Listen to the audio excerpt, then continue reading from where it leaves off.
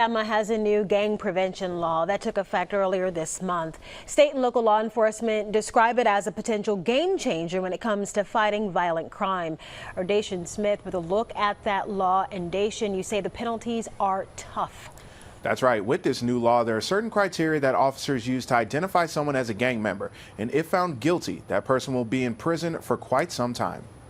State Bill 143 went into effect on September 1st, allowing for tougher penalties for those involved in gang activity. The law has 10 criteria to identify someone as a gang member. If officers can prove at least 3 of them, the penalties for the crime get enhanced. If you're convicted of a Class A felony, the minimum sentence starts at 10 years. Now, if you're convicted of a Class A felony and we can prove that you're a part of a gang enterprise, now that minimum sentence, if found guilty, starts at 25 years. Mobile Police Chief Paul Prine says the law adds an additional 5 years to a person's sentence if they have a weapon. There's also enhancements for modifying a gun with a Glock chip. That 5 years with state penitentiary is day for day, with no suspension, no revocation, no good service. There's an enhancement for simply carrying one. There's an enhancement for brandishing a gun.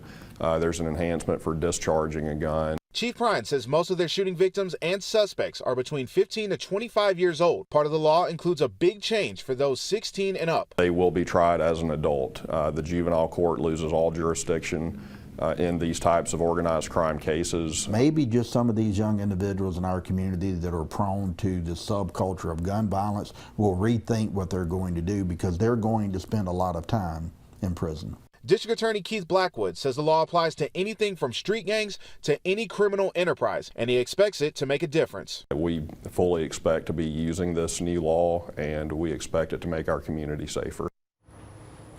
Prine and Blackwood say they are both training their offices on how the law works and how to best put it into practice. We have the full list of criteria to identify someone as a gang member on our website. Live in Mobile, Dacian Smith, Fox 10 News.